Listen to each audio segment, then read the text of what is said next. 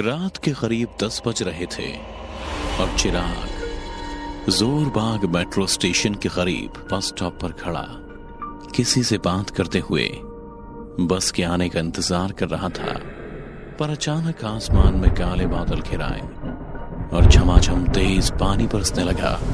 Bus stop पर अकेले खड़ा चिराग, पहले तो उसने खुद को बारिश से बचाने की बहुत कोशिश की, लेकिन जब काफी देर तक कोई बस नहीं आई तो दौड़ता हुआ वो मेट्रो स्टेशन की ओर चल दिया।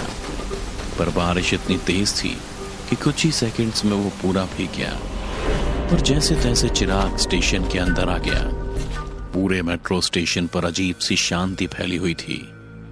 दूर दूर तक कुछ मेट्रो स्टाफ के अलावा स्टेशन पर कोई नहीं था कि अचानक ही प्लेटफॉर्म पर एक ट्रेन आ रुकी। चिराग ने पहले तो अपने आसपास देखा, फिर बिना कुछ सोचे समझे ट्रेन के अंदर बैठ गया।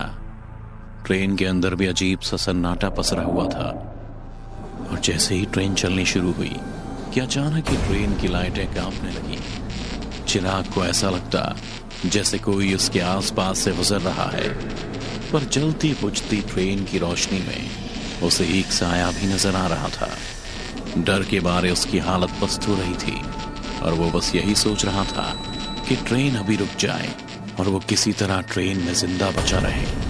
पर फिलहाल के लिए वो चुपचाप सीट पर बैठा, अपना सिर पीछे ट्रेन की खिड़की पर टिकाए आंख मूंद लेता है ताकि उसे कुछ दिखाई न दे और ना ही कुछ महसूस हो। पर तभी चिराग के कान में किसी लड़की की धीमी और मदहोश कर देने वाली आवाज गूंजी। Excuse me. इस खाली ट्रेन में कांपती लाइट के बीच अचानक से किसी लड़की की आवाज सुन एक पल के लिए चिराग चौंक गया और चीख पड़ा।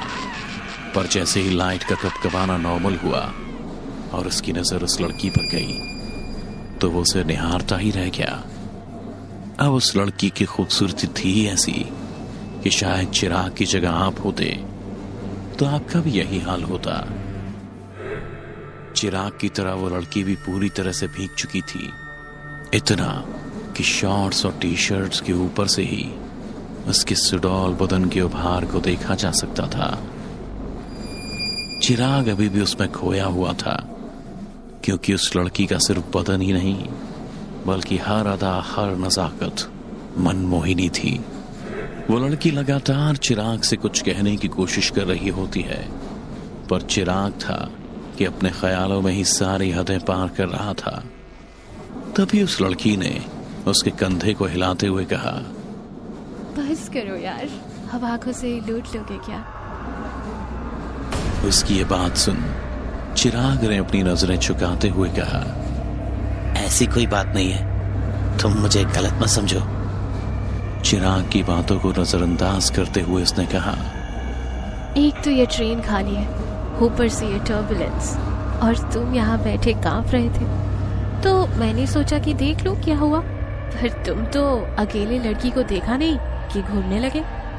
उस लड़की के नाराज लफ्जों को सुन चिराग ने शायराना अंदाज में उससे माफी मांगते हुए कहा, अगर बुरा लगा कुछ तो माफ कर दो, और खूबसूरती में कोई गुनाह तो नहीं। चिराग की इतना कहते ही उस लड़की के चेहरे पर एक प्यारी मुस्कान आ गई और वो उसके बगल में आकर बैठ गई। ट्रेन अपनी रफ्तार में चलते हुए आगे कई स्टेशन पर रुककर गुजर चुकी थी, पर अब तक उसमें एक भी पैसेंजर नहीं चढ़ा था। पहले तो चिराग को भी ये चीज काफी खटक रही थी, पर इतनी खूबसूरत लड़की के पास में होने से चिराग ने इस बात पर जरा भी ध्यान नहीं दिया। फिर देखते ही देखते ट्रेन का टेम्परेचर भी कम होने लगा। लगातार बढ़ती ठंड के मारे वो लड़की अपने हाथ रगड़ने लगी। एक तो बारिश की भीगी, ऊपर से पूरी खाली ट्रेन और कम होता एसी का टेम्परेचर जैसे उसे जमाने लगा था। वो अपने हाथों को रगड़ उसकी गर्माहट अपने शरीर को देने लगी। इसी बीच उसका हाथ चिराग से टकरा गया। लड़की के छूने भर से चिराग समझ गया था कि उसको गर्मी की सख्त जरूरत है और चिराग ने तुरंत ही अपनी जैकेट उतार कर लड़की को पहना दी और लड़की का हाथ अपने हाथ में ले लिया। पहले तो वो झिझकी, पर चिराग के छुअन भर से उसके पूरे शरीर में गर्म सनसनाहट फैलने लगी, जिसे वो चाहकर भी इनकार नहीं कर पाई और उसमें खोती चली गई। लड़की ने अब खुद ही चिराग के दोनों हाथों को पकड़ लिया। दोनों अब पल पल बिखरते लम्हों के साथ एक दूसरे के करीब आते जा रहे थे। दोनों के लबों का आलिंगन होने ही वाला था कि तभी अनाउंसमेंट ने दोनों के अरमानों पर पानी फेर दिया। ये स्टेशन साकेत है, दरवाजे बाईं ओर खुलेंगे, उतरते वक्त दूरी का ध्यान रखें। अनाउंसमेंट की आवाज सुनते ही चिराग की जब आंखें खुली तो उसके आसपास कोई नहीं था। वो लड़की कहां गई? अभी तो यहीं मेरे पास बैठी हुई थी। चिराग खुद से कहता हुआ पूरे मेट्रो को फिर से देख रहा था, पर मेट्रो में दूर दूर तक फैले सन्नाटे के अलावा कुछ नहीं था। चिराग को समझ नहीं आ रहा था कि आखिर वो लड़की गई कहां। इतने में मेट्रो का दरवाजा बंद ही होने वाला था कि चिराग को वो लड़की सीढ़ियों से जाती हुई दिखी। इससे पहले कि दरवाजा बंद होता, चिराग भी किसी तरह बाहर निकल प्लेटफॉर्म पर आ गया और चैन की सांसें लेने लगा। फिर जैसे ही उसने होश संभाला तो पाया कि पूरा मेट्रो स्टेशन सुन्न पड़ा है। यहां तक कि एक सिक्योरिटी वाला भी नहीं दिख रहा है।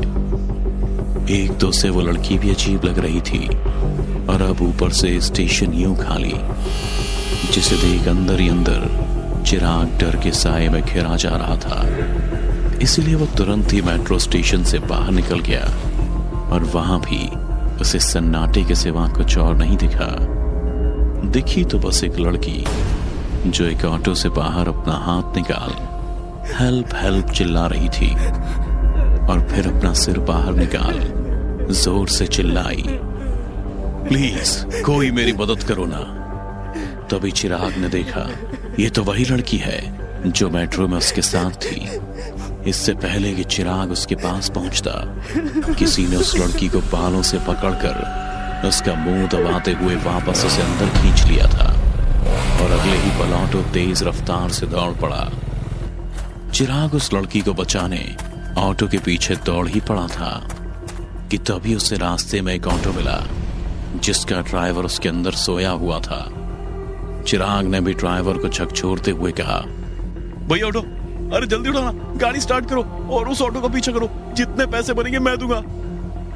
ऑटो वाले ने अपनी आंख मलते हुए रोड की ओर देखा, फिर चौंकते हुए कहा, मगर भैया। इससे पहले कि ऑटो वाला कुछ और बोल पाता, चिराग ने कहा, अगर बगर कुछ नहीं, चुपचाप जो कह रहा हूं वो करो, बोला ना तुम्हें तुम्हारे पैसे मिल जाएंगे। चिराग का लहजा ऐसा था जैसे उसके सिर पर खून सवार हो, पर भला एक अनजान लड़की के लिए इतना कौन करता है। ऑटो वाले को भी इस हालत में चिराग की बात माननी पड़ी और वो ऑटो को दौड़ाते हुए निकल पड़ा। कई बार तो चिराग उस ऑटो के बेहद करीब भी पहुंच गया और उसने अपने ऑटो से निकल उस लड़की को बचाने की कोशिश भी की, जिस पर ऑटो वाले ने उससे कहा, देखो भैया, अगर इस तरह से ऑटो से निकलोगे तो मैं गाड़ी यहीं खड़ी कर दूंगा, इसलिए आप चुपचाप बैठे रहो। ड्राइवर की बात सुन चिराग बैठ तो गया, पर उसके अंदर बेचैनी अभी भी बनी हुई थी। इस वजह से उसकी नजरें लगातार ही उस ऑटो का पीछा कर रही थी जो पुल पर आकर रुक चुका था। कि तभी चिराग ने देखा कि उस ऑटो के अंदर से दो गुंडे निकले और लड़की को पुल से नीचे नदी में फेंक दिया। फिर अगले ही पल वहां से रफू चक्कर हो गए।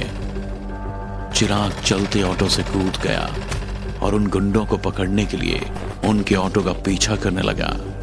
कुछ दूर तक तो चिराग ने गुंडों का पीछा किया, लेकिन जब उसका दम फूलने लगा तो कदम अपने आप ही रुक गए। फिर थक कर वापस पुल की उसी जगह पर आ गया जहां से उस लड़की को नीचे फेंका गया था। वो लड़की अभी भी जिंदा थी और जान बचाने के लिए पानी में हाथ पैर मार रही थी। फिर चिराग को देख उससे हेल्प मांगने लगी। मेरी मदद करो प्लीज, मैं मरना नहीं चाहती हूँ। चिराग ने जब उस लड़की को तड़पते सुना तो वो भी पुल से नीचे पानी में कूद गया उसे पानी में कूदते देख ऑटो वाले की जान हलक में आ गई। उसने तुरंत पुलिस को फोन लगा दिया। अगले ही पल पूल पर सायरन की आवाजें गूंजने लगी। गोताखोर को नदी में भेजा गया, फिर चिराग को अस्पताल। अगली सुबह जब उसकी आंख खुली तो उठते ही चिराग ने सबसे पहले उस लड़की के बारे में पूछा। वो लड़की कैसी है, कहाँ है, उससे कुछ हुआ तो नहीं ना? सामने खड़े इंस्पेक्टर ने अपनी नजर घुमाई और सभी उस रूम से बाहर निकल गए। फिर इंस्पेक्टर ने दरवाजा बंद कर दिया, जिस पर चिराग ने चिल्लाते हुए कहा, बोलना आशीष, कैसी है वो, तू बोलता क्यों नहीं? चिराग मेरे दोस्त, तू ये मानने को तैयार क्यों नहीं कि वो कब की इस दुनिया से जा चुकी है? पर तू हर महीने अपने जान देने उस पुल पर चला जाता है और हर बार जिंदा भी बच जाता है। पर दोस्त, हर बार किस्मत इतनी अच्छी नहीं होती है। इधर अंदर आशीष और चिराग की बहस चल रही थी कि इतने में दरवाजे पर कान लगाए ऑटो वाले ने हवलदार से पूछा, साहब क्या हुआ है? इसमें मैं तो नहीं फंसूंगा ना? अब पागलों की तरह किसी ऑटो का पीछा करने को बोल रहा था, पर मैं पीछा भी करता तो किसका, जब सड़क पर मेरे ऑटो के अलावा कोई दूसरी गाड़ी थी ही नहीं। फिर अचानक ही साहब मेरे ऑटो से उतरते और चीखते हुए भागे, पुल पे छलांग लगा दी। सच बता रहा हूँ साहब, मैंने कुछ नहीं किया। ऑटो वाले की बात सुन हवलदार बोले, अरे कुछ नहीं होगा तेरे को, ये चिराग हमारे साहब का दोस्त है और अपने लवर के मरने के बाद थोड़ा खिसक गया है, समझा? थोड़ा क्या, अब तो लगता है पूरा ही खिसक गया है। हुआ ये कि चिराग की एक लवर थी जिससे वो कभी मिला ही नहीं था, समझा? पहले बातें हुई, फिर मिलने का प्लान किया, फिर जिस दिन मिलने वाले थे तो देर रात स्टेशन के बाहर से कोई उसे उठा ले गया और रेप करके पुल से नीचे फेंक दिया। चिराग ने अपनी लवर को बचाने की खूब कोशिश की पर बचा नहीं पाया, बल्कि खुद मरते मरते बचा है। हमारे साहब ने उस दिन चिराग को तो बचा लिया, पर उस लड़की की हालत बहुत खराब थी, वो नहीं बच पाई। पर ये चिराग है कि इस हकीकत को अपनाने को तैयार ही नहीं है। हर महीने उसी तारीख को किसी ना किसी लड़की का भ्रम पाल के उसे बचाने की कोशिश में मरने के लिए निकल पड़ता है। हवलदार की बात सुन ऑटो वाला कहता है, बेचारे के साथ बहुत बुरा हुआ साहब, पर उसे सच्चाई मान लेनी चाहिए, भगवान हिम्मत दे उसे। ये कहते हुए ऑटो वाला कांच के दरवाजे से एक नजर चिराग को देखते हुए वापस चला जाता है।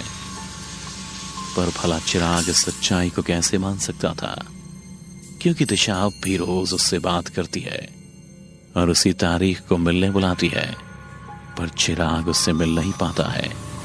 बस हर बार उसकी दबती हुई चीख का पीछा करता है और अपनी जान देने की अनचाही कोशिश करता है। शायद वो भी दिशा के पास जाना चाहता है, पर दिशा ऐसा नहीं चाहती, इसीलिए तो हर बार वो चिराग को बचा लेती है।